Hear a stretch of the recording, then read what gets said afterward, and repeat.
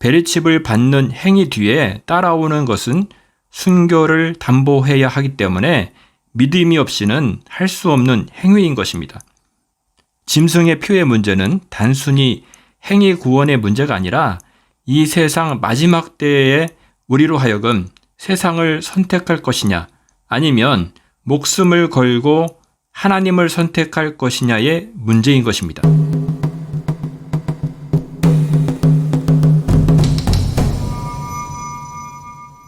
세상의 정치, 경제, 사회, 문화 등 모든 분야에서 급변하는 것을 우리는 보고 있습니다. 그 중에서 기술 분야 중 특히 4차 산업의 기술 발달을 통해 마지막 때 예언의 말씀이 성취되는 것을 보는 시대에 살고 있으며 이를 깨달아 알아야 하는 것입니다. 우리가 말씀을 공부함에 있어서 주의해야 할 것은 소위 탁상공론처럼 이론과 머릿속으로만 성경 주석이 알려주는 그것으로만 말씀을 이해해서는 안 된다는 것입니다. 그 이유는 명확합니다. 말씀은 살아있기 때문입니다. 베리칩처럼 교계에서 논쟁이 많았던 것도 없었을 것입니다. 여기서 논하기 전에 전제를 하나 하도록 하겠습니다. 베리칩의 용어 정의로 베리칩 또는 베리칩보다 기술적으로 진보된 어떠한 장치라는 전제를 먼저 하겠습니다. 기술의 진보는 베리칩보다 더 작거나 다른 형태의 고성능 장치를 얼마든지 만들 수 있으며 계시록 13장에서 말씀하는 여러 요건 중에서 오른손이나 이마에 표를 받게 하는 것 등을 만족하는 장치라고 전제를 하고 편의상 이것을 베리칩으로 부르도록 하겠습니다. 우선 베리칩이 짐승의 표가 아니다라는 입장의 주장들에 대해서 살펴보겠습니다. 첫째로 베리칩이 짐승의 표라고 주장하는 쪽의 주장을 인용하면 베리칩을 받으면 구원을 못 받는다고 주장하고 있습니다. 이것은 베리칩을 받는다는 행위로 구원을 결정하는 행위 구원을 의미하기에 틀린 주장이라고 말하고 있습니다. 결론부터 말씀드리면 행위가 수반되지 않는 믿음은 죽은 믿음입니다. 야고보서 2장 말씀입니다. 아, 허탄한 사람아, 행함이 없는 믿음이 헛것인 줄을 알고자 하느냐. 우리 조상 아브라함이 그 아들 이삭을 제단에 바칠 때에 행함으로 의롭다 하심을 받은 것이 아니냐. 내가 보거니와 믿음이 그의 행함과 함께 일하고 행함으로 믿음이 온전하게 되었느니라. 영혼 없는 몸이 죽은 것 같이 행함이 없는 믿음은 죽은 것이니라. 베리칩을 받는 행위 뒤에 따라오는 것은 순교를 담보해야 하기 때문에 믿음이 없이는 할 수 없는 행위인 것입니다. 짐승의 표의 문제는 단순히 행위 구원의 문제가 아니라 이 세상 마지막 때에 우리로 하여금 세상을 선택할 것이냐 아니면 목숨을 걸고 하나님을 선택할 것이냐의 문제인 것입니다. 노아의 때에는 세상의 모든 것을 포기한 자만이 방주에 탈 수가 있었습니다. 노아 가족이 아무런 영혼 없이 세상을 포기하고 재미로 방주에 타는 행위로서 구원을 받은 것입니까? 그들이 방주를 탄 행위는 하나님을 믿는 믿음으로 세상을 포기하고 방주에 타는 행위를 결정한 것입니다. 베리칩을 받는 것이 행위 구원이라고 말하는 것은 노아 가족에게 방주에 타는 행위로 구원을 받은 행위 구원자라고 말하는 것과 똑같은 것입니다. 또 다른 예를 들어봅시다. 소돔과 고모라 심판 때 롯의 가족에게 뒤를 돌아보지 말라고 천사는 이야기했습니다.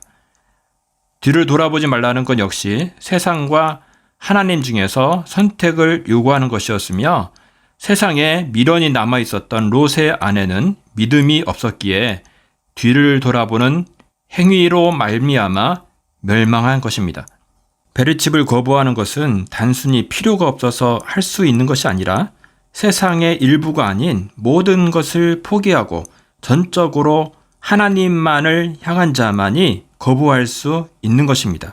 베리칩을 거부함으로 말미암아 나타나는 순교의 열매는 감추고 베리칩을 주장하는 자들은 행위 구원 이단자라는 가짜 뉴스를 생산하는 목사들은 회개해야 할 것입니다. 둘째로 계시록은 사도 요한이 살아있었던 1세기에 로마로부터 핍박을 받고 있던 성도들에게 소망을 주기 위해 쓰여진 서신이고, 핍박을 받고 있었기에 그 모든 것은 상징으로 쓸 수밖에 없었다고 주장하고 있습니다. 또한 그때 당시 우상숭배를 한 자들에게만 표를 주고, 표가 없는 성도들은 매매를 못하게 한 것에만 해당하는 것이기에 지금 현대 사회의 베리칩이 짐승의 표가 아니라는 주장입니다.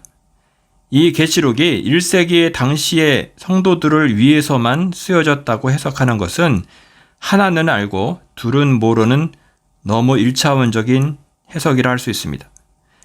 1세기 당시의 성도들을 위해서 쓴 것이 아니라는 것이 아닙니다. 그 당시 성도를 위한 것은 지극히 당연한 것입니다. 그러나 하나님의 말씀을 1세기와 로마라는 시공간에만 가두어 말씀을 해석하는 것은 너무 치졸하고 어찌 보면 악한 해석이라고 볼 수 있습니다.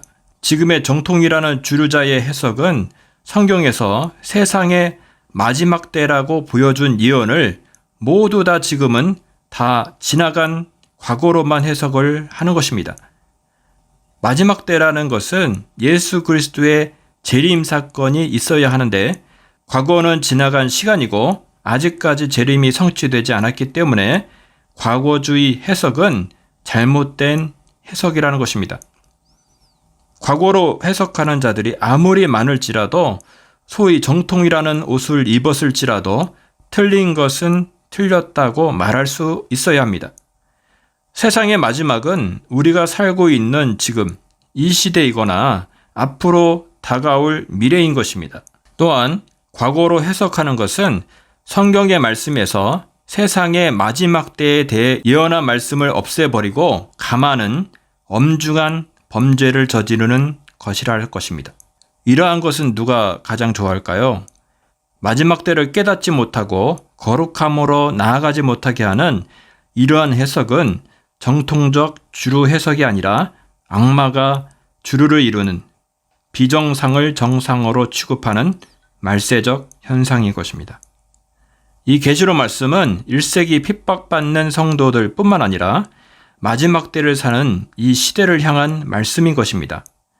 그래서 우리가 예언 해석이 너무도 중요함을 다시금 깨닫게 되는 것입니다. 우리가 전에 다니엘의 네 짐승 환상에 관한 것에 대해 나누었었는데요. 다니엘에서 나왔던 네 짐승이 계시록에서는 하나로 합체되어서 다시 나타납니다. 오늘의 주제는 베리칩이기 때문에 이 환상에 대해 자세히 다루는 시간은 따로 갖겠지만 오늘은 일부만 다루도록 하겠습니다. 하나님께서 이 역사를 이끌고 계심을 고백합니다. 그런데 이 역사 가운데에서도 하나님의 허락하심이 있을 때에는 사탄도 역사한다는 것을 잊어서는 안 됩니다. 성도들을 죽이고 괴롭게 했던 핍박의 로마가 현 시대의 신성 로마 제국으로 다시 탄생하고 있다는 것입니다. 종교도 정치도 언어도 하나였던 바벨론 시대는 언어가 혼잡게 되어 전 세계로 흩어져 살게 되었지만, 최첨단 시대인 지금은 기술로 언어의 장벽을 허물었고, 유엔은 2030년 세계 단일 정부 어젠다를 성취하기 위해 음으로 양으로 악한 세력들은 세계를 그들이 원하는 방향으로 이끌고 있습니다. 종교는 카톨릭을 중심으로 2020년 6월 종교 통합 선언식을 하기로 했지만 코로나로 연기가 되어 실제는 전 세계 종교가 서명식만 못했을 뿐 그 내용에는 동의를 하기에 실제 통합은 되었다고 보는 것이 맞을 것입니다. 종교와 정치가 하나였던 바벨론, 로마의 전체주의 공산주의 국가가 우리나라를 포함한 전 세계에서 그러한 현상을 보고 있는 것입니다. 역사는 반복이 된다는 것입니다. 왜입니까? 사람은 길어야 900살에서 현대에는 100살 정도를 살지만 죽지 않은 영적인 존재인 사탄은 사람을 미혹하여 창세 때부터 마지막 때인 계시록 현대까지 일관되게 정치와 종교가 하나인 전체주의 국가를 통해 성도들을 죽이려 하기 때문입니다. 창세기 때 사탄의 모습은 뱀으로 불려졌지만 계시록에서 사탄의 모습은 용으로 그 스케일이 커진 것을 보면 알 수 있듯이 마지막 때 사탄은 세계 단일 정부를 통해 전 세계적으로 악한 일을 하고자 하는 것을 알아야 할 것입니다. 1세기 때에 우상 숭배한 자에게만 매매할 수 있는 짐승의 표를 주었다면 테크놀로지가 발달한 마지막 때에는 1세기의 매매를 가지고 장난친 사탄이 베르칩이 됐든 그보다 발달한 장치를 가지고 매매를 통제하려는 것은 당연할 것입니다. 그동안 사탄은 인터넷이라는 발명품을 통해 사람들에게 얼마나 악한 일들을 행해왔습니까? 베르칩이라는 첨단 디바이스를 가지고 사탄이 가만히 있을까요? 소위 정통이라는 신학자, 목회자들이 베르칩이 짐승의 표라고 주장하는 사람들은 신학을 제대로 하지 못한 사람들의 짧은 주장이라고 폄하하고 있습니다. 그러면 저는 이렇게 주장하겠습니다. 신학은 세상을 올바로 비출 때에 비로소 빛이 나는 것입니다. 신학 박사 할아버지를 했다고 해서 급변하는 세상을 비추지 않고 책상 아래에만 둔다면 그것이 아무리 하나님 말씀일지라도 제대로 볼 수가 없는 것입니다. 등불을 말 아래 두지 아니하고 등경 위에 둔다고 했습니다. 저는 신학을 하지 않았습니다. 예수의 신학자들이 만들어 놓은 더러운 신학과 공산주의 사상과 동성애에 찌들어 있는 교수들에게 아까운 돈을 투자하며 배울 마음은 전혀 없습니다. 저는 IT를 분야를 했지만 오히려 세상이 어떻게 급변하고 있으며 어디로 흘러가고 있는지에 대한 감각은 뛰어나다고 생각하며 그것들을 말씀을 통해서 비추며 한 곳을 계속 파고 연구하는 해커 기질이 있어서 웬만한 신학자보다는 분석하고 평가하며 정리하는 능력은 더 뛰어나다고 생각합니다. 신학자들은 베르칩 하나만 보고 평가하고 있습니다. 그러나 저는 아프리카 오지에 있는 사람을 포함한 전 세계 사람들을 대상으로 베르칩을 통해 매매를 통제하는 것이 현 기술 수준에서 가능한지를 분석하고 평가해야 한다고 생각합니다. 매매를 통제하기 위해서는 전 지구상 어디에 있어도 인터넷이 되게 할 수 있어야 하는데 이를 위해서는 저렴하면서도 전 지구를 커버리지한 인공위성 인터넷 기술의 현실화 여부가 관건이 됩니다. 또한 모든 사람 간의 해킹에 염려가 없으며 신뢰를 보장할 수 있는 기술이 현실화되어야 하는데 이를 만족하는 최초의 기술인 블록체인이 현실화되었으며 이것이 전 세계로 퍼져가는 정도도 파악을 해야 합니다. 전 세계 사람을 1ms 단위와 기가급 통신으로 수많은 사람들의 통신을 처리하며 감시 통제가 가능할 수 있도록 하는 5G 통신 기술이 뒷받침되어야 합니다.